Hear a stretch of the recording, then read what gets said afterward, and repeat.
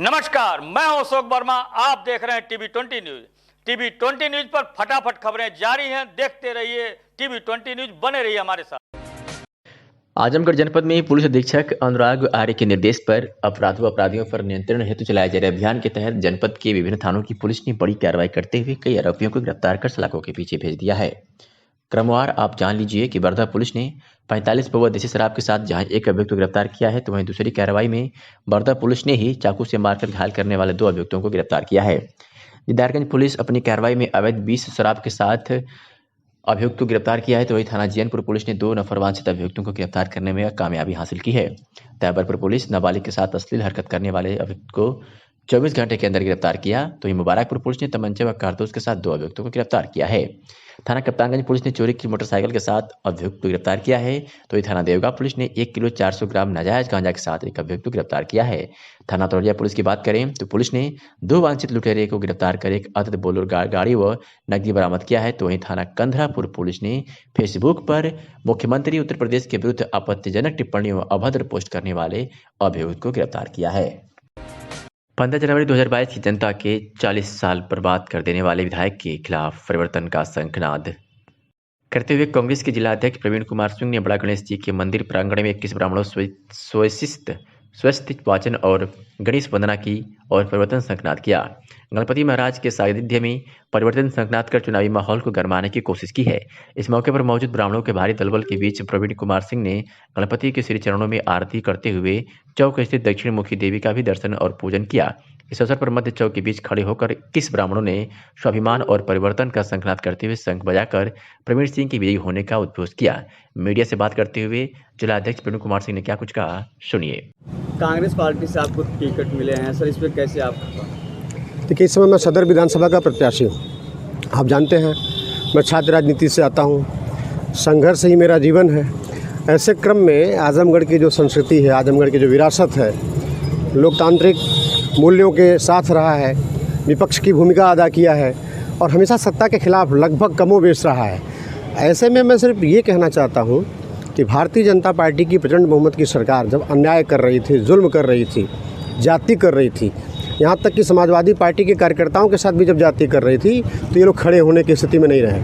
माननीय अखिलेश यादव जी यहाँ से सांसद हैं, यहाँ सपा और बसपा के एमएलए हैं, कोई व्यक्ति भारतीय जनता पार्टी के खिलाफ विपक्ष की भूमिका नहीं निभा पाया। जहाँ ये लोग कमज़ोर पड़े वहाँ कांग्रेस पार्टी पूरी मुस्तैदी के साथ मुद्दों के साथ खड़ी रही। चूँकि यहाँ समाजवादी पार्टी के एमएलए हैं, हमको चुनाव सपा से लड़ना है और समाजवादी पार्टी ने विगत 40 वर्षों पर सपा के एमएलए ने कोई ऐसा काम नहीं किया जिसको कह सकें कि हमने ये काम किया है।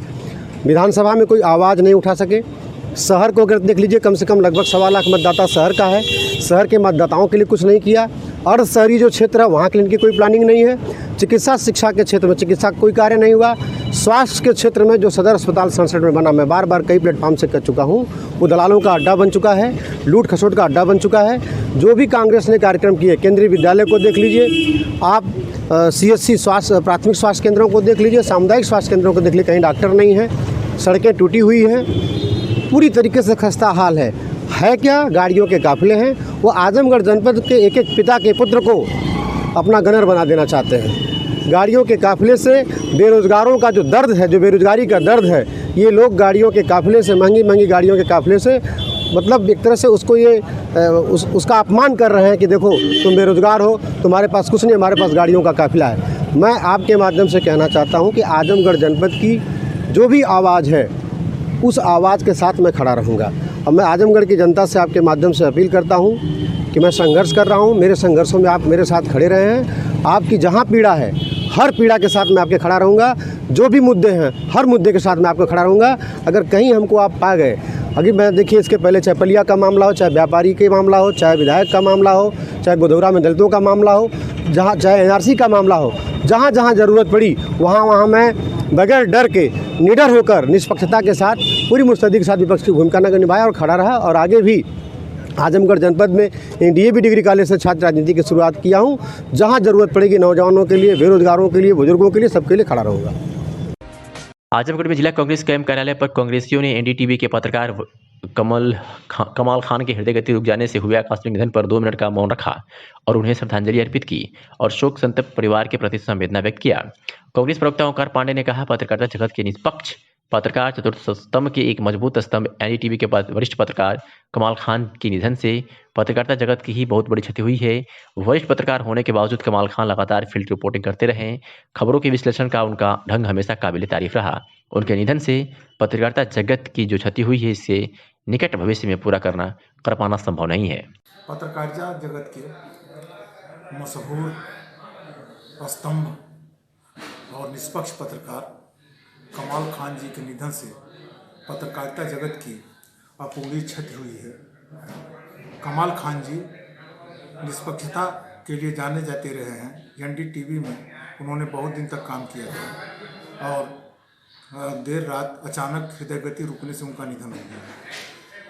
पत्रकारिता जगत की जो क्षति हुई है उसे निकट भविष्य में पूर्ण कर पाना संभव नहीं है।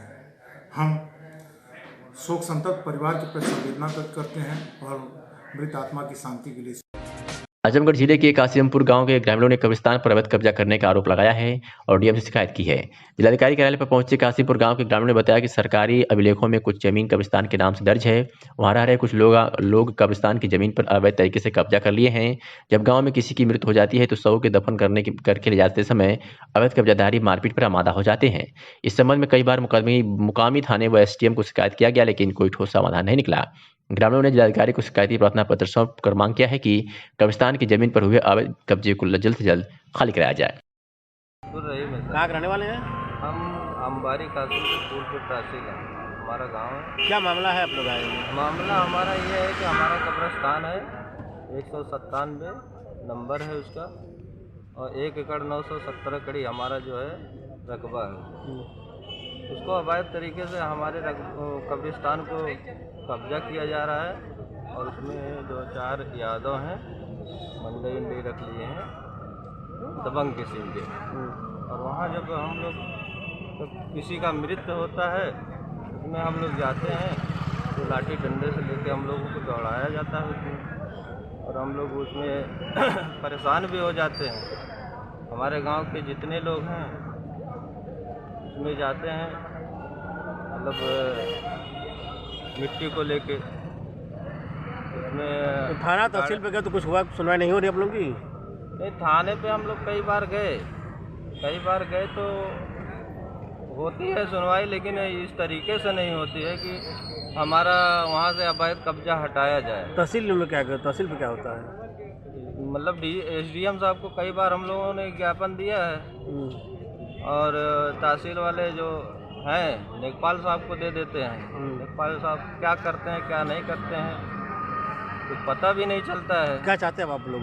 हम लोग ये चाहते हैं सर कि उस कब्रिस्तान को, हमारे कब्रिस्तान को खाली कराया जाए और जो है कि वहाँ से मंडई हटाया जाए, अवैध कब्जे को हटाया जाए।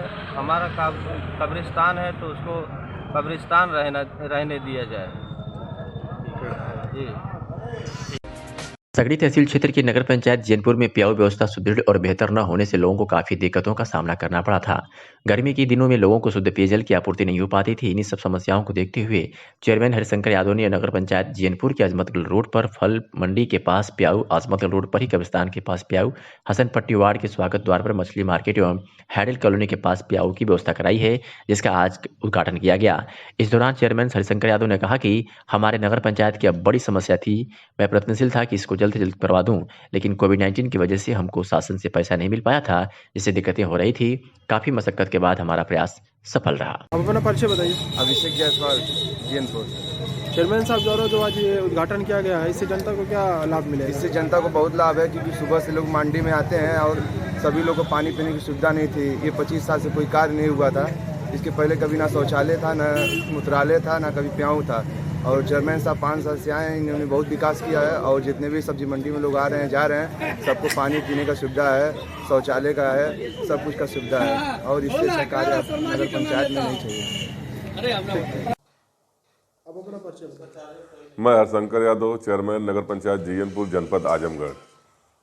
चेयरमैन साहब, आज आप जैनपुर में लमसम दर्जनों जगह जल का उद्घाटन किया था और तमाम चीज़ का उद्घाटन किया, क्या था पूरा विवरण बताइए। सबसे पहले आज मकर संक्रांति के शुभ अवसर पर मैं अपने सभी क्षेत्रवासियों, सगड़ी विधानसभा के वासियों को और नगर वासियों को मकर संक्रांति की हार्दिक शुभकामनाएं देता हूं। और मैं कहना चाहता हूं कि ये नगर पंचायत में जब से मैं चेयरमैन हुआ हूं, जो भी मूलभूत आवश्यकता थी नगर पंचायत की, मेरा उसी पर ज़्यादा जोर था। तो उसी कड़ी में आज मैं 6 जगह पियाऊ लगाया हूं। इसके पहले 5 जगह लगाया था। आज स्थानीय लोगों द्वारा उद्घाटन कराया गया। मैंने एक जगह किया, बाकी स्थानीय लोगों द्वारा जगह जगह उद्घाटन किया गया। और एक पब्लिक में जो गर्मी के समय में परेशान रहते थे, बाहर के लोग आते थे, उनको ठंडा पानी मिलेगा और यहाँ के स्थानीय लोगों को मिलेगा। जो गरीब आदमी 20 रुपया में फिल्टर का पानी खरीदता था, उसको हमारे जो पियाऊ जल लगाए गए हैं उससे उसको निःशुल्क मिलेगा। जी शर्मा साहब, अभी और इसके आगे भी कुछ अपना ये संपत्ति का स्वागत द्वार मेरे बाबा स्वर्गीय महादेव यादव के नाम से बनाया गया है। ये महादेव नगर के नाम से जाना जाएगा और इसका उद्घाटन आज मेरे पिताजी द्वारा हुआ है। शर्मा साहब, कुछ आगे भी आपके कार्य होंगे? हाँ, हमारा आगे कार्य यह है कि हम आज़ाद नगर में प्रस्तावित सड़क हो गई जो 15वां बीच से पास है, उसको जल्द ही हम लोग काम कराएंगे। पूरा ये लाइफ नर्सिंग होम से और पूरा आज़ाद नगर में गई है। और अब सरकार चुनाव होने के बाद सरकार जैसे भी हो, अगर सरकार जिसकी बनती है, हमें उम्मीद है कि समाजवादी पार्टी की सरकार बनेगी और हमारा सहयोग होगा, क्योंकि बीजेपी के सरकार में हमारा कोई उस तरीके का सहयोग नगर पंचायत में नहीं मिला। मुबारकपुर थाना क्षेत्र के पुरुषोत्तमपुर गांव में शनिवार की दोपहर लगभग 10 बजे अज्ञात बदमाशों ने महिला को गोली मार दी। हालत जिसकी गंभीर होने के बाद सदर अस्पताल में भर्ती कराया गया। रीना पत्नी राहुल 32 वर्षीय निवासी पुरुषोत्तमपुर थाना मुबारकपुर जनपद आजमगढ़ की रहने वाली है। सुबह जब वो दवा लेने के लिए आजमगढ़ जा रही थी, तभी गोरखपुर मार्ग पर बगही डाड़ गांव के सामने इंतजार कर रही थी। जब देखा कि पति अभी नहीं दिख रहा है तो पैदल चलने लगी। तभी पति कुछ दूर पर खड़ा कर पत्नी का इंतजार कर रहा था। तभी पीछे से एक बाइक पर 2 सवार बदमाशों ने महिला को लक्ष्य साध कर गोली चला दी। गोली उसके हाथ और पेट में लगी है, जिससे वह तड़प कर जमीन पर गिर गई। लोग चिल्लाने लगे, बदमाश भागने में कामयाब रहे। मौके पर पहुंची पुलिस अब छानबीन में जुट गई है। इस मामले में क्या कुछ कहा अरुण कुमार और पुलिस अधीक्षक आजमगढ़ ने, सुनिए। परिचय दीजिए। मेरा नाम अरुण कुमार है और मैं जो जिनको गोली लगी और मेरी भाभी हैं बड़ी। अच्छा, और ये गोली कब चली है और कैसी घटना है, क्यों कैसे हुआ है सब?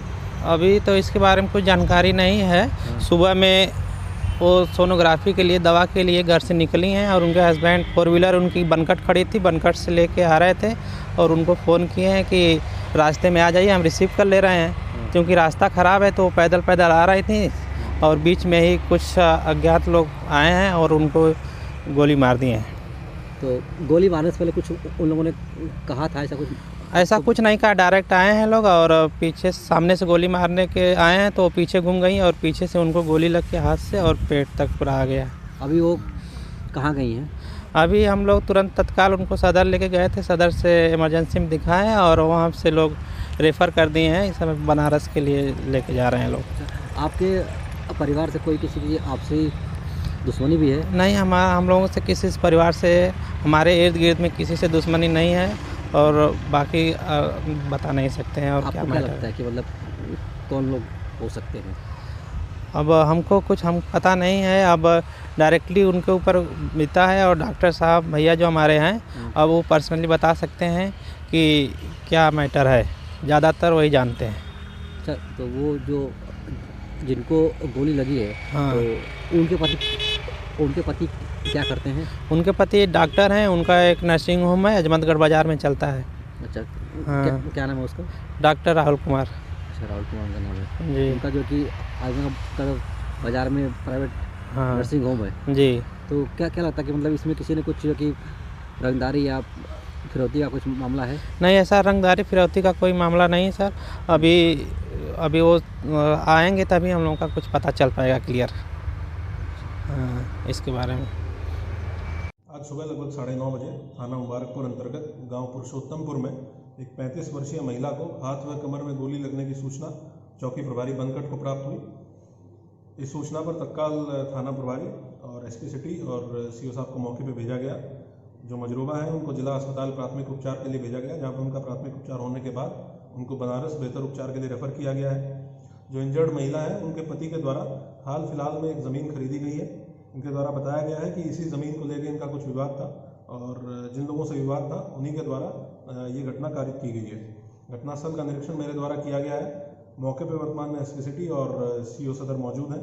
एसपी सिटी के नेतृत्व में 2 टीमें गठित की गई हैं, जिनके ऊपर जो इंजर्ड महिला है उनके पति के द्वारा आरोप लगाया गया है उनकी गिरफ्तारी के लिए और इस पूरी घटना के अनावरण के लिए और उसके साथ साथ जो भी इसमें शामिल लोग हैं उनकी गिरफ्तारी के लिए ये 2 टीमें गठित की गई हैं। बहुत जल्द हम घटना का अनावरण सुनिश्चित करेंगे और जो भी लोग इसमें शामिल हैं उनके खिलाफ कठोरतम कार्रवाई सुनिश्चित की जाएगी। आजमगढ़ के निजामाबाद में कांग्रेस प्रत्याशी के बाहरी होने का स्थानीय नेताओं ने विरोध किया और कहा कि प्रियंका जी के पीए ने मनमानी ढंग से निजामाबाद में हवा में बाहरी व्यक्ति को टिकट दिया, जिसके बारे में न कोई कार्यकर्ता जानता न नेता पहचानती है। जबकि निजामाबाद से स्थानीय 10 नेताओं ने अपनी दावेदारी किया था। कांग्रेस नेता राम गणेश प्रजापति के आवास पर आज दावेदारी करने वाले नेता प्रेस वार्ता कर विरोध कर शीर्ष नेतृत्व को ज्ञापन देकर स्थानीय किसी भी नेता टिकट देने की मांग किया है। वर्तमान प्रत्याशी के टिकट निरस्त करने की मांग किया है। इस अवसर पर राम गणेश प्रजापति, डॉक्टर राजेश्वरी पांडे, मदन लाल यादव, मोहम्मद फयाज कुरैशी से तमाम लोग उपस्थित थे।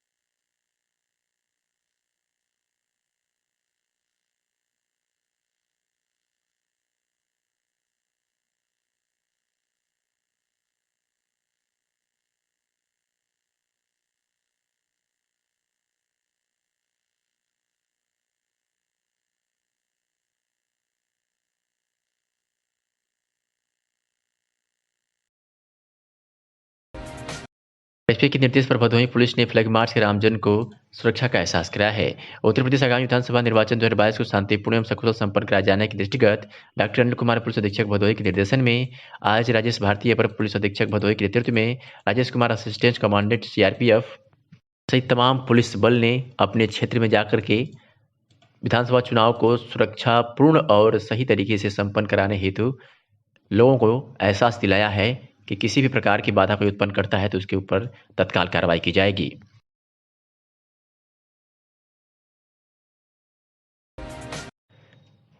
योगी युवा वाहिनी के मुख्य संस्थापक साहिल उपाध्याय के नेतृत्व में जौनपुर मंडल के कार्यकर्ताओं ने मकर संक्रांति के अवसर पर सोशल डिस्टेंस का पालन करते हुए चौकिया मोहर देवी त्रिलोचन महादेव मंदिर में एक बगल की बस्तियों में जाकर खिचड़ी, रेवड़ी, मूंगफली के साथ मास्क वितरण किया। इस मौके पर योगी युवा वाहिनी के मुख्य संस्थापक साहिल उपाध्याय ने कहा, मकर संक्रांति पर भगवान सूर्य मकर संक्रांति में प्रवेश करते हैं। इसी दिन सूर्यदेव दक्षिणायन से उत्तरायण में आते हैं और इसीलिए ये सब मनाया जाता है। इस अवसर पर हम लोग गरीबों के साथ खुशियां बांटी है। उत्तर प्रदेश में 2022 के विधानसभा चुनाव की तारीखों का ऐलान होते ही प्रत्याशियों द्वारा चुनाव प्रचार चुनाव आयोग की पाबंदियों के बीच शुरू हो गई है। इसी क्रम में आजमगढ़ जिले के गोपालपुर विधानसभा क्षेत्र में के मौजूदा सपा विधायक नफीस अहमद क्षेत्र में चुनाव आयोग द्वारा जारी दिशा निर्देश का अनुपालन और कोरोना महामारी को देखते हुए जनसंपर्क कर रहे हैं। जनसंपर्क के दौरान नफीस अहमद घर घर जाकर सपा के कार्यों से लोगों को अवगत करा रहे हैं और उत्तर प्रदेश में मौजूदा भाजपा सरकार को सत्ता से हटाने की अपील भी कर रहे हैं।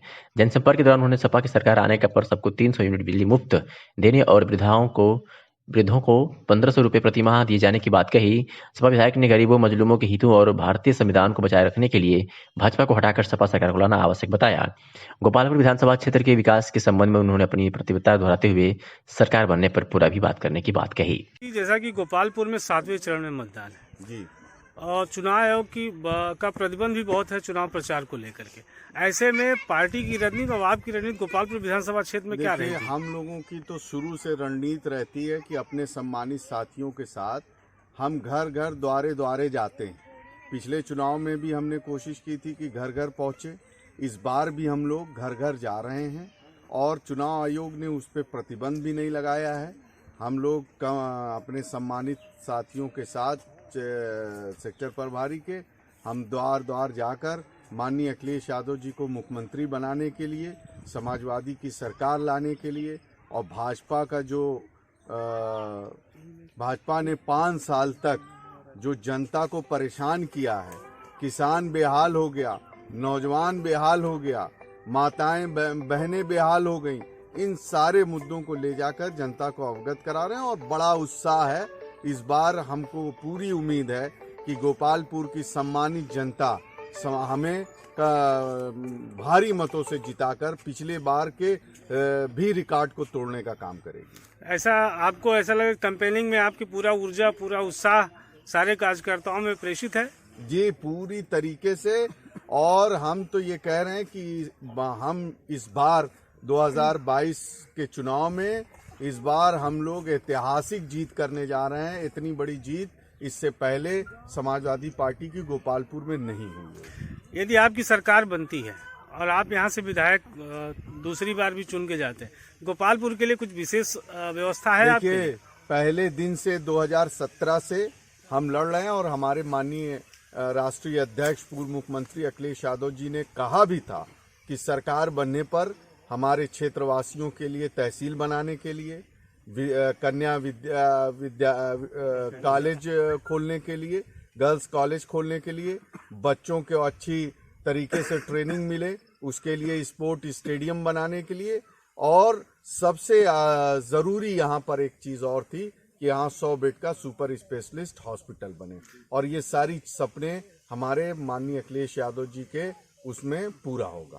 अच्छा, देवारा क्षेत्र की एक और मांग बहुत दिनों से बाढ़ से बड़ा ग्रसित रहता है ये क्षेत्र जी, तो ऐसे में अगर ये सरकार बनती है तो फिर उसके लिए क्या आप सोचे? देखिए, ऐसा है कि हमारे यहाँ सबसे पहले कि हमारे यहाँ 2-4 पुल हैं। जैसे हमारा चिकनावा ढाला वाला पुल अधूरा पड़ा हुआ है। इस सरकार से मैं बहुत झगड़ा करता रहा 5 साल, इस सरकार ने पैसे नहीं दिए। उस पुल को, अधूरे पुल को, उसको पूरा करना है। कुड़ही के पास है, उसको पूरा है, और बुढ़ऊ बाबा के स्थान से जो रास्ता आता है वो रास्ता खराब हो गया, उसको हमें पूरा करना है। और जितनी भी हम सुविधाएं अपने क्षेत्र की जनता को पहुंचा सकते हैं, और हमें भरोसा है हमारे नेता की नीयत एकदम साफ है, उनकी नीति एकदम क्लियर है कि जनता को, गरीबों को सारी सुख सुविधाएं मिलनी चाहिए। इसी को ध्यान में रखते हुए उन्होंने कहा 300 यूनिट, यानी गांव देहात शहर सबको बिजली फ्री, सिंचाई पहले फ्री थी फिर दोबारा फ्री, और सरकार बनने पर जो हमारी माताएं बहनें हैं, परेशान हैं, गरीब हैं, उन माताओं बहनों को इस बार 1500 रुपया महीना पेंशन देने का काम होगा। आजमगढ़ में नया सोच सेवा समिति के द्वारा गांव-गांव जाकर गरीबों को कंबल वितरण किया जा रहा है। इटियाथोक क्षेत्र की आज 83वां दिन नया सोच सेवा समिति के द्वारा ग्राम पंचायतों में गरीबों को ठंड के मौसम को देखते हुए कंबल वितरण किया जा रहा है। इस बारे में नया सोच सेवा समिति के अध्यक्ष प्रवेश प्रताप शर्मा ने बताया कि समिति का उद्देश्य गरीब और जरूरतमंदों को जरूरत की सामग्री मुहैया कराना। इस समय ठंड का मौसम चल रहा है तो समिति ने तय किया है कि गरीबों को कंबल वितरण किया जाए। कार्यक्रम के विशेष सहयोगी रहे प्रदीप वर्मा, रवि शुक्ला, राजेंद्र प्रसाद जायसवाल सहित सैकड़ों लोग इस कार्यक्रम के सहयोगी रहे। आज की खबर में हम आपको बताएंगे कि बहुजन समाज पार्टी ने अपने प्रत्याशियों की कितनी लिस्ट जारी किया है। तो बता दें कि बहुजन समाज पार्टी अपने प्रत्याशियों की लिस्ट जारी कर दिया है, जिसमें बसपा सुप्रीमो ने अपने जन्मदिन पर प्रत्याशियों के नाम जारी करते हुए उनको तोहफा देने का काम किया है। जानकारी के लिए बता दें कि बहुजन समाज पार्टी ने प्रथम चरण की अधिकांश विधानसभाओं की सीटों के उम्मीदवार फाइनल कर दिए हैं, जिसमें शामली, मुजफ्फरनगर, मेरठ, बागपत, गाजियाबाद, हापुड़, गौतम बुद्ध नगर, बुलंदशहर, अलीगढ़, मथुरा, आगरा जनपद शामिल है। इन जनपदों के अधिकार विधानसभाओं में प्रत्याशी घोषित कर दिए हैं। उदाहरण के लिए कुछ प्रत्याशियों के नाम आपके समक्ष उपलब्ध करा रहे हैं, जैसे कि शामली जनपद के कैराना से राजेंद्र सिंह उपाध्याय, शामली से ब्रिजेंद्र मलिक, मुजफ्फरनगर से हाजी मोहम्मद अनीस, मीरापुर से मोहम्मद सलीम, मथुरा से सोनपाल सिंह, श्याम सुंदर शर्मा, राजकुमार रावत, जगजीत चौधरी, अशोक कुमार गौतम, गौतम बुद्ध नगर नोएडा से कृपा शर्मा, मनवीर सिंह भाटी, सुनील भारद्वाज, मेरठ से मुहर्रम अली, संजीव कुमार, कुशल पाल, अमित शर्मा समेत अन्य प्रत्याशियों को बसपा की तरफ से प्रत्याशी घोषित किया गया है। वही जानकारी के लिए बता दें कि जैसे ही लिस्ट जारी हुई है, वैसे ही प्रत्याशियों के समर्थकों में काफी ज्यादा उत्साह देखने को मिल रहा है। समर्थक सोशल मीडिया पर अपने प्रत्याशी को बधाई देते हुए नजर आ रहे हैं। आजमगढ़ जिले के मुबारकपुर थाना क्षेत्र के पुरुषोत्तमपुर में इलाज के लिए जा रही महिला को अज्ञात लोगों ने गोली मार दी। गोली लगने से महिला गंभीर रूप से घायल हो गई। घायल महिला के कमर व हाथ में गोली लगी है। महिला के बेहतर इलाज के लिए जिले के अस्पताल में भर्ती कराया गया, जहां महिला की गंभीर हालत को देखते हुए वाराणसी के हायर सेंटर रेफर कर दिया गया। घटना की जानकारी मिलते ही जिले के SP Anurag Arya, SP city Shailendra लाल ने निरीक्षण कर घटना में शामिल दोषियों के विरुद्ध कड़ी कार्रवाई करने की बात कही है। जिले के एसपी अनुराग आर्य ने बताया कि घायल महिला को बेहतर इलाज के लिए वाराणसी हायर सेंटर रेफर कर दिया गया है। एसपी ने महिला के पति से पूछताछ की, जिसमें यह बात निकलकर सामने आई है कि हाल ही में महिला के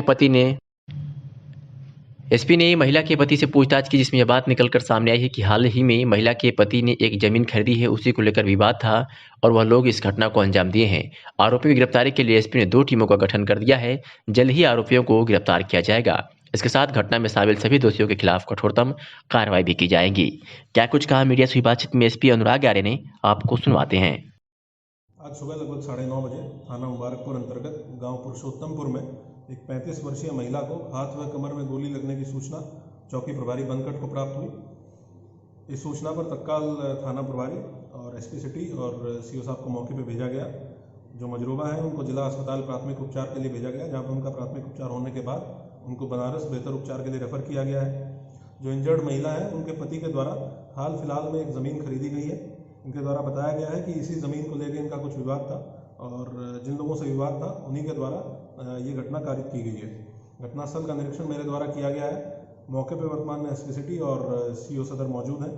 एसपी सिटी के नेतृत्व में 2 टीमें गठित की गई हैं, जिनके ऊपर जो इंजर्ड महिला है उनके पति के द्वारा आरोप लगाया गया है उनकी गिरफ्तारी के लिए और इस पूरी घटना के अनावरण के लिए, और उसके साथ साथ जो भी इसमें शामिल लोग हैं उनकी गिरफ्तारी के लिए ये 2 टीमें गठित की गई हैं। बहुत जल्द हम घटना का अनावरण सुनिश्चित करेंगे और जो भी लोग इसमें शामिल हैं उनके खिलाफ कठोरतम कार्रवाई सुनिश्चित की जाएगी। और आज इस खबर में जानेंगे कि उत्तर प्रदेश विधानसभा 2022 चुनाव को लेकर के क्षेत्र में लोगों की क्या प्रक्रिया है, वो किसको इस बार अपना सीएम बनाना चाहते हैं और सीएम के रूप में देखना चाहते हैं। इसी के दरमियान आजमगढ़ के अतरौलिया विधानसभा में हमारे संवाददाता आशीष कुमार निषाद ने लोगों की राय जानने की कोशिश की है। उनके नब्ज को टटोला है कि आखिर वो किस नेता को सीएम के रूप में देखना चाहते हैं। तो आइए ले चलते हैं सीधे आपको आजमगढ़ के अतरौलिया विधानसभा में, जहां से हमारे संवाददाता आशीष कुमार निषाद ग्राउंड रिपोर्ट के माध्यम से आपको दिखा रहे हैं कि 343 अतरौलिया विधानसभा में 2022 चुनाव को लेकर जनता की क्या राय है। नमस्कार, मैं आशीष इस वक्त आजमगढ़ के अतरौलिया विधानसभा से अतरौलिया में खड़ा हूं। आइए यहाँ जानते हैं कि कौन बनेगा मुख्यमंत्री के लिए। आइए बात करता हूं। आइए सर, ये बताइए कि इस समय कौन बनेगा मुख्यमंत्री 2022? अखिलेश यादव। अखिलेश यादव की मुख्यमंत्री और योगी क्यों नहीं? क्योंकि योगी बाबा फेल है। उनका साढ़ बछवा बेरोजगारी महंगाई सब ले ली उन्होंने। लेकिन योगी सरकार कह रहे हैं कि हमने बहुत आवास बांटा है, शौचालय बांटा है, अनाज फ्री बांटा है। इसके लिए कुछ ना बटले हुआ, कब बटले हुआ, वो तो जनता का है। वह गेहूँ चाउर देते हुआ। विकास 5 साल में विकास क्या हुआ? एक पैसा का ना विकास भेल, कतो भेल हो बतावा, कौन निर्माण भेल हो बतावा। गड्ढा मुक्त सड़क के बारे में कुछ बताइए। एकदम चल जाए, एकदम सिकंदरपुर आई मीरपुर वाली सड़क पे गड्ढा गड्ढा पैबा, सड़क पैबा न करबा। जैसा कि ये बता रहे हैं कि विकास के नाम पे कुछ नहीं हुआ, आइए हमसे बात करते हैं। सर, अब की बार 2022 में सरकार किसकी? योगी आदित्यनाथ जी की सरकार आएगी। सपा का दूर दूर कहीं नामो निशान नहीं है। नहीं, सपा क्यों नहीं की, उसके बारे में बताइए। कोई काम ही नहीं सपा में, अत्याचार चरण सीमा पे था इनका। जब इनकी सरकार आई थी तो गरीब तबके के जितने लोग हैं भूखे मर रहे थे।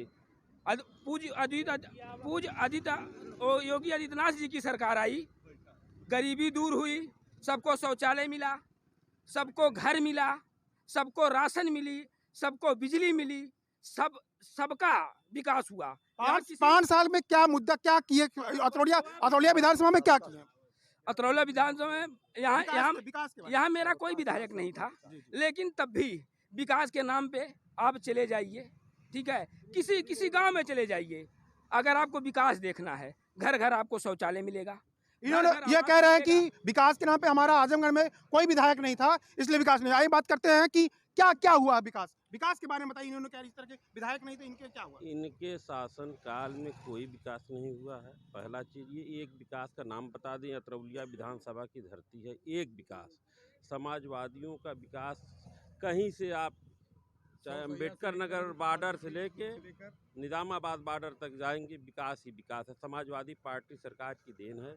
100 सैया हॉस्पिटल, ITI स्कूल, आप लोग जाके देखेंगे, बाबा बहिरा देव, आप जाके देखेंगे मूक बधिर विद्यालय, राजकीय महाविद्यालय, पराग डेयरी, अनगिनत योजनाएं, उसकी कोई गिनती ही नहीं है। ये लोग, लेकिन योगी सरकार कह रही है कि हमने पूरा आवास बांटा है, शौचालय बांटा है, जो अगले सरकार में नहीं थी। इसके बारे में आवास जाके देखिए, लोहिया आवास, चाहे वो देहुला का गांव हो, चाहे भ्यूरा का गांव हो, चाहे आप जाके देख आइए, जहां आवास जो हो, चाहे आप किसी, देखिए आवास कैसे दिया जाता है और कैसे बनता है। सड़कों के लिए बताइए, सड़कों की जाल बिछा हुआ, सड़कों का गड्ढा मुक्त हुए हैं, उसके बारे में बताइए। समाजवादी पूर्वांचल एक्सप्रेस का नाम बदल के इन्होंने सिर्फ एक्सप्रेस वे रख दिया। वो किसकी देन है? चाहे वो आगरा एक्सप्रेस वे हो, वो किसकी देन है? इन्होंने कहा कि पूर्वांचल एक्सप्रेस का समाजवादी एक्सप्रेस का नाम था और भाजपा ने पूर्वांचल एक्सप्रेस कर दिया। इसके बारे में आपका क्या कहना है? कुछ कथा कथित लोग ऐसा कहते हैं, लेकिन ऐसा है नहीं। सच्चाई जनता जान रही है, किसी से पूछने की जरूरत नहीं है। और 2022 में पूज्य योगी आदित्यनाथ जी की पूर्ण बहुमत से सरकार आ रही है और सपा के लोग पागल हो गए हैं, वह अनाप शनाप बक रहे हैं। अब जो है यह जान लीजिए कि पूर्ण बहुमत की सरकार, ये कह रहे हैं कि 2022 में पूर्ण बहुमत की योगी जी की सरकार बनेगी। इसके बारे में बताइए, योगी जी की सरकार क्या? कौनो कीमत पे ना बनी योगी जी का सरकार, कोनो कीमत पे ना बनी। वो बोल रहे हैं कि हमने काम किया है, हर चीज किया है। इसके बारे में हाँ, खाली ब्राह्मण का हत्या करौले हुए देना तो उनका सरकार बनी। अभी भाजपा के कितने विधायक सभा में ज्वाइन हो रहे हैं? इसके बारे में सैकड़ों से ऊपर।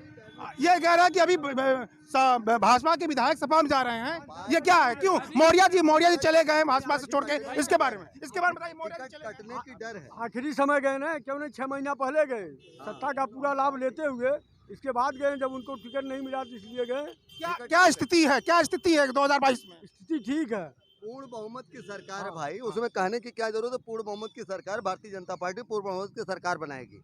350+ सरकार रहेगी। कोई भी 5 बता दीजिए कार्य जो आजमगढ़ विधानसभा क्षेत्र में। बताने की जरूरत नहीं, देखने की जरूरत है। बताने की जरूरत नहीं, देखने की जरूरत है। देखते जाइए खाली, अगर निगाह लगा रहे हैं तो जहाँ से देखेंगे वहीं से आपको। अब इनका कहना है कि अतरौलिया विधानसभा में केवल देखने की जरूरत है, विकास क्या है कुछ बताइए। आप जहां आप खड़े अतरौलिया टाउन एरिया की मैं बात कर रहा हूं, इसी टाउन एरिया में देख लीजिए, किसी जाति और पंथ के लोग लेकर नहीं किसी को दिया गया, सबको दिया गया। इसके बारे में बताइए। ये कह रहे हैं कि टाउन एरिया में जाति पंथ के बारे में सबको आवाज दिया गया। आवास कैसे मिला, किसके समय की योजना थी, पहले इसके बारे में वो जानकारी कर लें, पहला चीज। और दूसरा चीज, ये विकास की बात इनके पास कुछ है ही नहीं कि विकास की बात करें। हाँ, विकास इन्होंने किया है किसानों का। जाइए खेतों में देखिए, सांड बछड़े, ये प्रचार जब करने जाएंगे तो इनको जनता जवाब देगी। अब इसके बारे में बताइए, ये कह रहे हैं कि विकास हुआ है, सांड बछड़े किसान नुकसान हुआ है, इसके लिए जितने सांड बछवा थे सबके लिए महसूसी बना दी गई है। पंथ के लोकल लेकर नहीं किसी को दिया गया, सबको दिया गया। इसके बारे में बताइए। ये कह रहे हैं कि टाउन एरिया में जाति पंथ के बारे में सबको आवाज दिया गया। आवास कैसे मिला, किसके समय की योजना थी, पहले इसके बारे में वो जानकारी कर लें, पहला चीज़। और दूसरा चीज़, ये विकास की बात इनके पास कुछ है ही नहीं कि विकास की बात करें। हाँ, विकास इन्होंने किया है किसानों का। जाइए खेतों में देखिए, सांड बछड़े, ये प्रचार जब करने जाएंगे तो इनको जनता जवाब देगी। अब इसके बारे में बताइए। ये कह रहे हैं कि विकास हुआ है, सांड बछड़े किसान नुकसान हुआ है, इसके लिए जितने सांड बछवा थे सबके लिए महसूसी बना दी गई है। वहाँ सब सांड बछवा सब जा रहे हैं। और आप टाउन एरिया की जो बात कर रहे हैं भाई साहब, टाउन एरिया में मुहम्मदन, कल मैं गया था, आप वहीं के रहने वाले हैं, देखिए चाहे वह मुहम्मदन हुआ, चाहे वह कुहार हुआ, चाहे कार, चाहे ब्राह्मण, चाहे ठाकुर, कोई भी हुआ, सब ठीक है, मान लेते हैं आवाज सबको मिला है। युवाओं के लिए क्या किया है? युवाओं के लिए जो रोजगार दिए हैं, यहाँ तमाम युवा संविदा की नौकरी निकली। 100 सैया से लेकर देख लीजिए कौन है जो आज कह रहे हैं कि ब्राह्मणों का उत्पीड़न हुआ, ब्राह्मणों के खुद लोग नौकरी कर रहे हैं। आइए, इन्होंने कहा कि 100 सैया में आवास मिला है, 100 सैया में आवास मिला है। ये बताइए, कह रहे हैं कि योगी सरकार में 100 सैया में आवास मिला, आप क्या कह रहे हैं? 100 सैया में कौन? 100 सैया अस्पताल, 100 सैया अस्पताल में 100 सैया में 100 सैया अस्पताल में नौकरी मिली है।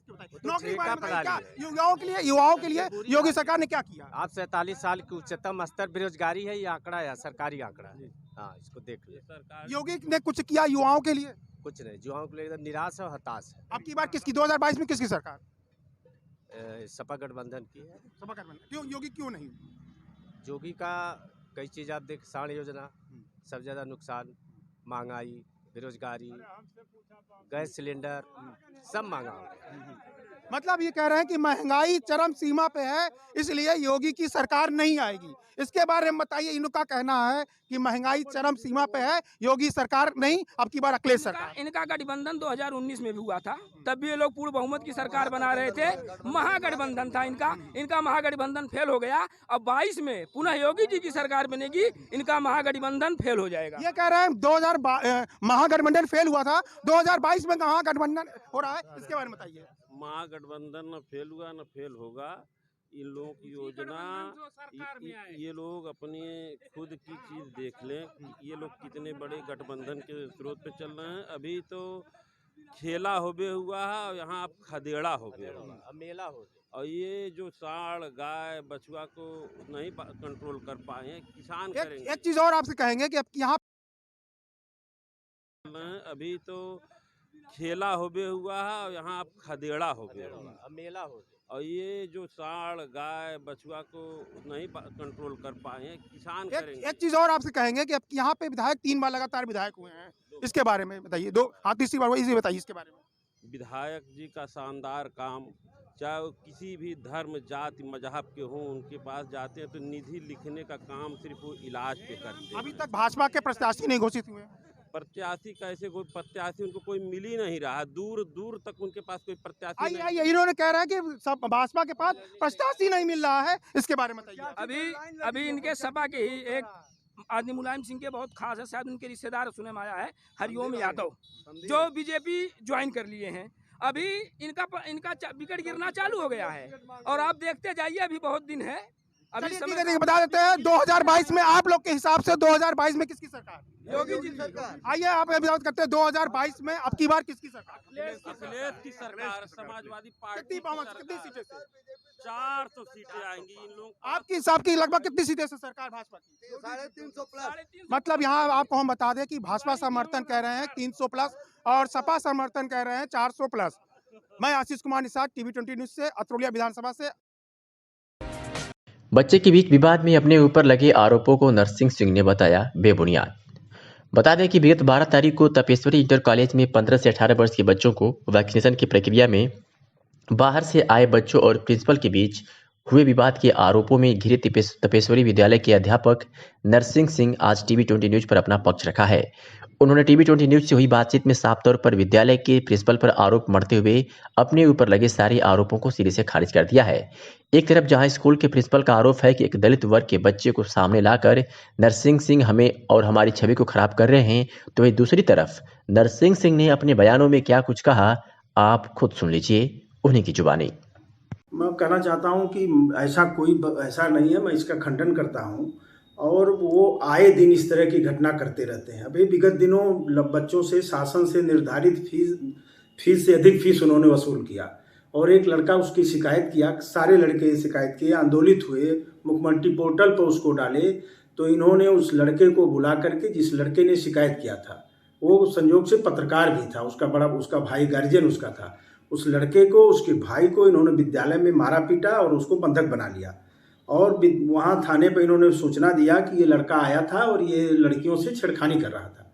मुझे पता चला तो मैं विद्यालय में अन्याय बर्दाश्त नहीं किया, चूँकि मैं वहाँ जनप्रतिनिधि भी हूँ, जिला पंचायत सदस्य भी था और वहाँ लेक्चरर भी हूँ, तो मुझे लगता है कि मेरे क्षेत्र के लड़के हैं उनको पीड़ित न किया जाए। और इस तरह न्याय और अन्याय की बात पे मैं वहाँ खड़ा हुआ, मैंने कहा ये आप गलत कर रहे हैं, कहीं छेड़खानी वो नहीं किया था और वो फीस आपने ज़्यादा लिया है उसका उसने विरोध किया तो आप उसको मार पीट रहे हैं। बात थाने पे गई, थाने पे पंचायत हुई, उन्होंने माफ़ी मांगा बाकायदे और उस लड़के से भी माफ़ी मांगा। फिर इसके बाद विद्यालय पे आए और इसके बाद से उस लड़के को परीक्षा नहीं देने दिए, उसकी मार्कशीट TC आज तक नहीं दे रहे हैं।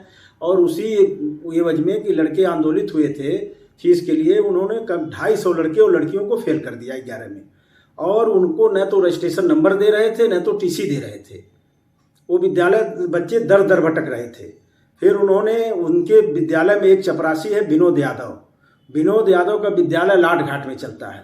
उन्होंने कहा कि उन लड़कों को बुला करके कि तुम लोगों की ज़िंदगी खराब हो जाएगी, अगर तुम लोग कहो तो हम तुम लोगों को रजिस्ट्रेशन नंबर भी दे देंगे, TC भी दे देंगे और 7-7 हज़ार रुपया लगेगा, तुम लोगों का एडमिशन हम लाट घाट में करवा देते हैं और जाना भी नहीं पड़ेगा, प्रैक्टिकल भी नहीं देना पड़ेगा, तुम लोग पास भी हो जाओगे।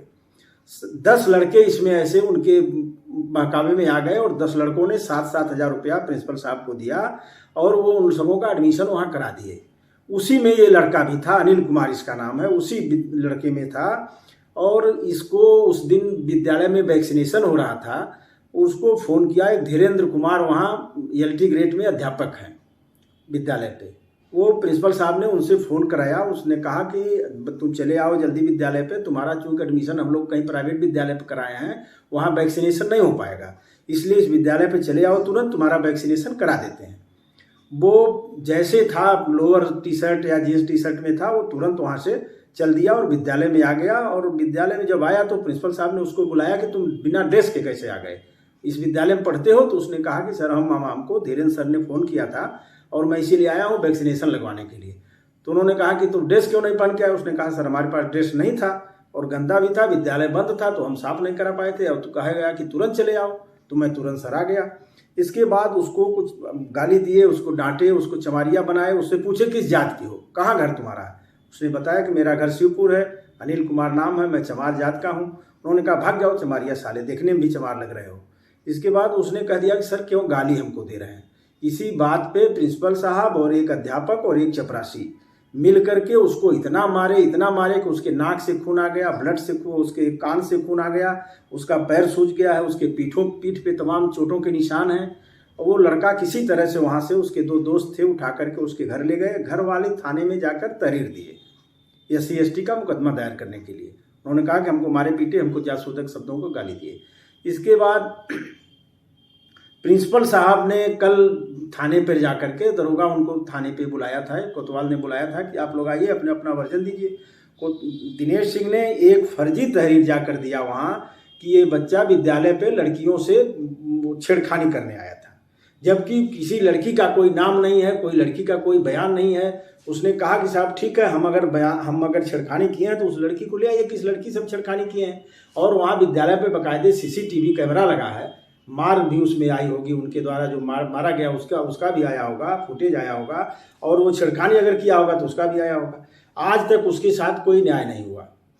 और कल ये विद्यालय से वहाँ गए प्रधानाचार्य जी, और जा करके वहाँ एक आपके टीवी चैनल के माध्यम से एक वीडियो उन्होंने एक न्यूज शाम को प्रसारित हो रहा था, जिसमें उसने कहा कि वो लड़का केवल आया था यहाँ वैक्सीनेशन कराने के लिए और वो बाहर का विद्यालय का लड़का था, उसको हमने मारा नहीं, केवल डांट के भगा दिया। वो लड़कियों से छेड़खानी कर रहा था। और उन्होंने कहा कि ये हमारे विद्यालय के एक हिंदी के प्रवक्ता हैं नरसिंह सिंह, जो कि फर्जी हैं, उनकी नियुक्ति फर्जी है और वो आयोग से आए हुए हैं, फर्जी हैं। वो जानबूझ करके कि हमको छुट्टी ज़्यादा मिले, हमारा एरियर मिल जाए, हमको नौकरी न करना पड़े, हमको आना न पड़े विद्यालय, वो जानबूझ के इस लड़के को बहला फुसला करके उसके खिलाफ, हमारे खिलाफ फर्जी मुकदमा कराना चाहते हैं। तो मैं कहना चाहता हूं कि पहली बात तो वो लड़के को मारे हैं, पीटे हैं, मैं विद्यालय पे था, मैं गवाह हूं उसका, उसके साथ अन्याय हुआ है, उसको न्याय भी नहीं मिल रहा है, लेकिन उसको उल्टा मेरे ऊपर जो इन्होंने घिनौना आरोप लगाया है ये एकदम गलत है। ये आए दिन इस तरह की घटना करते हैं, लड़कों को मारना, पीटना, लड़कियों से छेड़खानी करना। एक लड़की से छेड़खानी इन्होंने विद्यालय के ऑफिस में सरेआम पकड़े गए थे, उसकी तमाम शिकायतें हुई थी, थाने पर एप्लीकेशन पड़ा था, लेकिन अपने प्रभाव में आज तक इन्होंने कुछ नहीं होने दिया। फीस ज़्यादा लड़कों से लिए, लड़कों का नाम काटते हैं, लड़कों को मारते हैं, लड़कों को जात सूचक शब्दों से गाली देते हैं। तो ये उसी आयोग से, उत्तर प्रदेश माध्यमिक शिक्षा सेवा चयन आयोग से चयनित होकर ये प्रिंसिपल आए हैं। उसी सेवा शिक्षा चयन आयोग से मैं लेक्चरर होकर के आया हुआ हूँ, चयनित होकर के। किस स्कूल का ये मैटर है? श्रीमती तपेश्वरी देवी जायसवाल इंटर। और आपका क्या नाम है? नरसिंह सिंह। स्कूल से आपका संबंध क्या है? मैं हिंदी प्रवक्ता वहाँ हूँ। क्या चाहते हैं इसके बाद? हम चाहते हैं कि इन्होंने जो हमारे ऊपर घृणित आरोप लगाया है, मुझे इससे मेरी मानहानि हुई है, मैं इनसे इनके खिलाफ मानहानि करना चाहता हूं। और नहीं तो ये उसको साबित करें कि मैं किस तरह से फर्जी हूं और ये किस तरह से सही है। ये स्वयं गलत है, बिना पद के, बिना अध्याचल के उस विद्यालय पे आए हुए हैं। ये जिस पद पे आए हुए हैं, इनका उस विद्यालय के 2 अध्यापकों के बीच में उस पद पे वरिष्ठता के लिए मुकदमा चल रहा था, वो हाईकोर्ट में आज भी पेंडिंग है। बिना अध्याचन के इन्होंने जबरदस्ती विद्यालय पर ज्वाइन किया है, आज प्रिंसिपल बन के बैठे हुए हैं और प्रिंसिपल होने के आड़ में ये लगातार गुंडाई करते हैं, सारे अध्यापकों को प्रताड़ित करते हैं और अध्यापकों को भी डरा धमका करके रहते हैं। जहाँ जाते हैं और अध्यापकों को अपने साथ ले करके जाते हैं, उनको कहते हैं कि तुम लोगों का हम वेतन रोक देंगे, तुम लोगों की सैलरी नहीं पास होने देंगे, तुम लोगों को नौकरी में हम बाधा करेंगे। सारे अध्यापक उनसे डरे रहते हैं। चूंकि मैं एक समाज का सजग प्रहरी हूँ, जनप्रतिनिधि भी हूँ, इसलिए मैं इनके धमकी में नहीं आता। इसलिए मुझे ये फर्जी बता करके मेरा मान मर्दन करना चाहते हैं, मेरा अपमान करना चाहते हैं।